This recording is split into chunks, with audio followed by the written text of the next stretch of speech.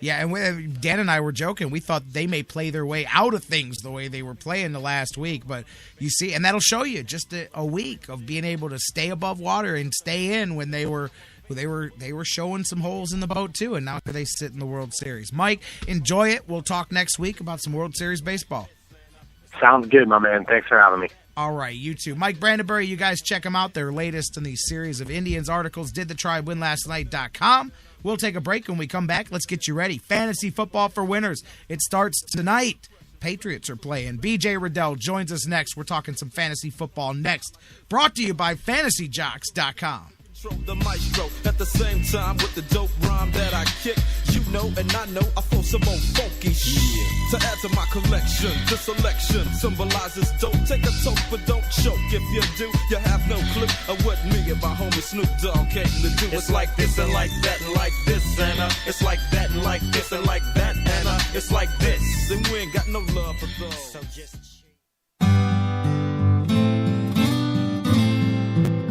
public service announcement from the Sports Fix. We here at the Sports Fix and our affiliates would like to apologize for any disturbing verbal actions, but remember, it's better having them trapped in a box than loose on the streets. Public service announcement from the Sports Fix. The Sports Fix, the sports show that cares.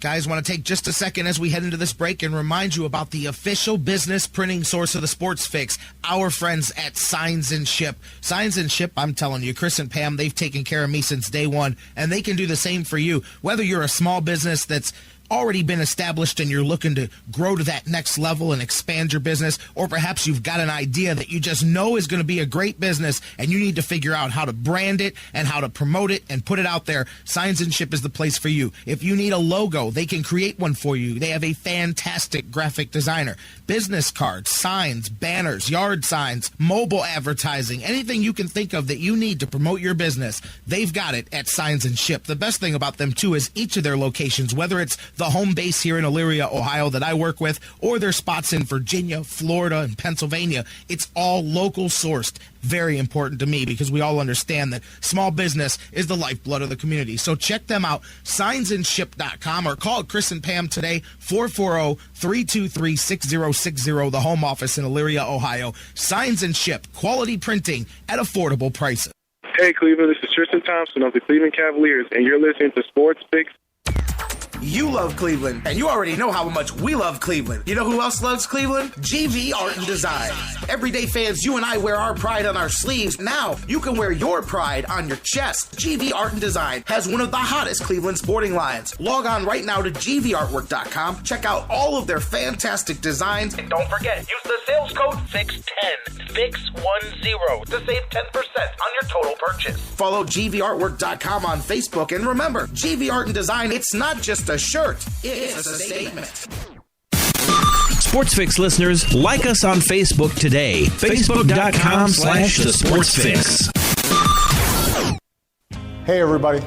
Listen up. Listen up, guys. Hey, guys, listen up. No one should ever hit a woman. Not their wife, not their girlfriend, not their date. No woman should have to fear violence. Especially not from someone they know and trust. But that's the reality for too many women. We have to change it. It's up to each of us, because even one is too many. Violence against women hurts all of us. Growing up, I was ashamed and afraid of my father when he abused my mom. The worst abuse of power is when a man raises his hand to hurt a woman. We all have to take responsibility. So if you see someone threatening a woman, step up, speak out, and get help. Dating violence hurts all of us. So step up and help end it. Because one is too many. One is too many. One is too many. One is too many. End the violence. Because it's wrong. Because one is too many. Portions of the Sports Fix brought to you by Fantasy Jocks. Visit FantasyJocks.com, your fantasy sports superstore. Championship belts, rings, trophies, and more.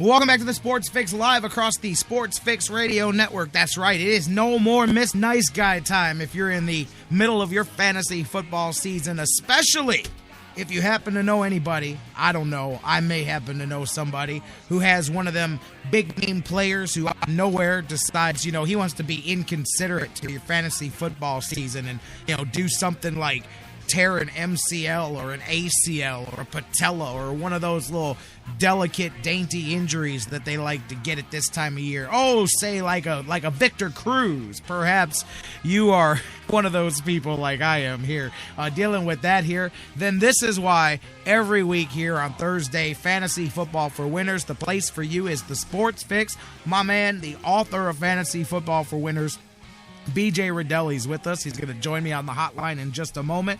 We'll talk about guys like Cruz and more like we say, injury creates opportunity, but you've got to know who that opportunity is going to go to. We'll talk about all of that, get you all set for the games that begin tonight with Thursday Night Football. So if you want to be a part of the conversation, you can't call in, but you can hit us up on Facebook and Twitter and email, facebook.com/thesportsfix. Tweet with us at the SportsFix CLE. Email us, thesportsfix@AOL.com. And you can, of course, tweet with BJ during the week at BJ Rudell as well. And on Facebook, Fantasy Football for Winners. I'm going to go to the phones right now and introduce him myself. BJ Rudell, how you doing this week? Good, Jared. How are you doing?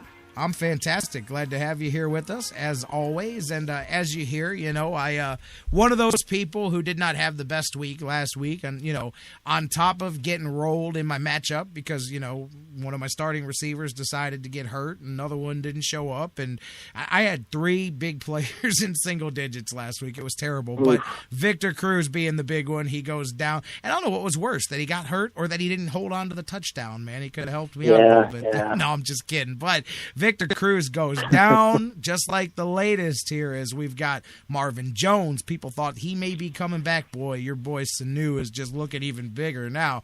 Eddie Royal, lots of guys getting banged up here, and this is where you come in. We figure out where to go, where to turn. I'm going to tell you where I turned to replace Victor Cruz. He happened to be available in our league. I went and grabbed Murphy from Oakland and plugged him in because, to me, he appeared like somebody who, at least in the short term, is going to be a good enough fix for what Victor Cruz was giving me.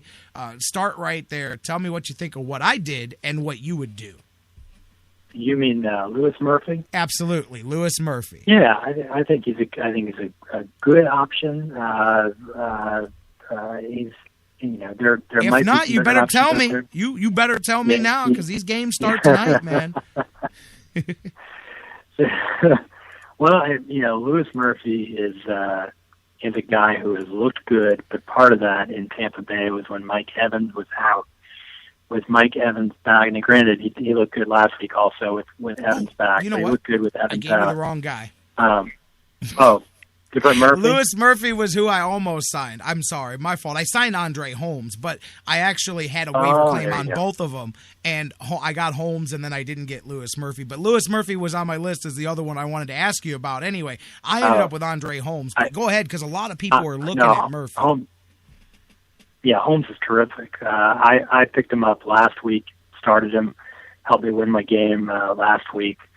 He is the only big-time name in Oakland that anyone should have on their team, and that includes Derek Carr. I think that basically Holmes deserves a shot to be maybe a number 2 receiver this year. He's not going to score all the time, but he's clearly very, very capable, very poised, and I think he's a guy who now needs to be owned in every league. On the flip side, in Tampa Bay, you mentioned Murphy. It's tough when you've got, and you made the right call with Holmes, I think, with Vincent Jackson and Mike Evans. It's going to be tough for a guy like Murphy to be a consistent option as a number 3 target in that offense. The reason, why he put up points at all is because Tampa Bay's defense is so bad. Mike Lennon has to throw it, but that's not something you can hang your hat on weekly. And I think that it's going to be more of a case of Vincent Jackson and Mike Evans with Murphy cleaning up whatever number 3 receiver options he can get, which makes him no better than maybe a number 5 receiver option in most fantasy leagues. Excellent. So I'm with it. I'm glad I pulled up as you were talking. I pulled up my roster and I'm like, wait a minute. Murphy's the guy I didn't get. Holmes is the guy that I plugged in. I did try to sign Murphy and put him on my bench as well, just because at this point I'm in asset collection mode. I've decided, you know what? I don't care if I need him or not. If there's somebody out there, I'm going after him. I'll tell you what. I'm going to take the plunge this week. I'm going to throw this out here. It's a name that we've mentioned, and I have not started him. And, of course, this will be the week that he touches the ball twice. And absolutely. I am going to bench Zach Stacy. I'm making one of those bold predictions that you like to make. I'm benching Zach Stacy against Seattle, and I'm going to put Smith in there along with Shane Vereen, who I think is really going to do much better with the injury to Stephen Ridley over there. I think you're right. The Jets have given up 300 yards on the ground in the last 2 games against backup running backs. So you think about that. This is the Jets front line that's still 8th in rushing yards given up. But the last 2 weeks, they have looked very bad against running backs that few people had ever heard of when the season started. Yeah, Oliver and Hillman. That's right. Yeah, that's right. Hillman, he only gets a chance because Monty Ball goes down, and Hillman earned that opportunity to start again this week. No one knew if Hillman was going to be the every week starter. He got about 12 touches over 100 yards. That's enough. If you can do that against the Jets, you deserve another shot to start, and you probably deserve more carries. So I think that Vereen's a terrific play. I think Brandon Bolden is a risky but interesting pickup for desperate people with Ridley out. Brandon Bolden, you rush for 4.9 yards a carry each of the last 2 seasons. Hasn't done much this year, but hasn't had to, and I think he could step in. You never know with Bill Belichick. I mean, it's like a game of whack-a-mole. You never know. You think, suddenly the offense is targeting this guy. It's Tim Wright 2 weeks ago. I'm going to pick up Tim Wright. Then Tim Wright shut down, and it's Brandon LaFell. Everyone's going to rush to pick up Brandon LaFell this week. I've been answering people's tweets about it, and I can almost guarantee you LaFell is not going to do much this week. It's going to be Edelman, or it's going to be Gronkowski, or it's going to be Vereen, or any combination. So I think Brandon Bolden is one of those guys, if you're desperate for a running back, he's a useful guy to pick up because he's probably going to get about 10 touches. And that, for a waiver wire pickup, 10 touches and an offense that can score the rock, it's a pretty good bet. I love it, man. We got some questions coming in here. This is great. We'll get to you guys as we get rolling with the conversation. I'll take them as they hit the positions we're talking about. Since we're talking about running back, I got Joe here on Twitter, says, let's try it. He wants to try it again this week. Still in panic mode at running back. Storm Johnson or Jonathan Stewart? I got to tell you, well, you go ahead and tell me. What do you think there first? I think Storm Johnson, just because Jonathan Stewart, he's a guy that really shouldn't be played in any league. There's too many things that can get. You saw what happened even last week. There was Cam Newton running the ball. No other running back really did much, and I don't expect that to change much.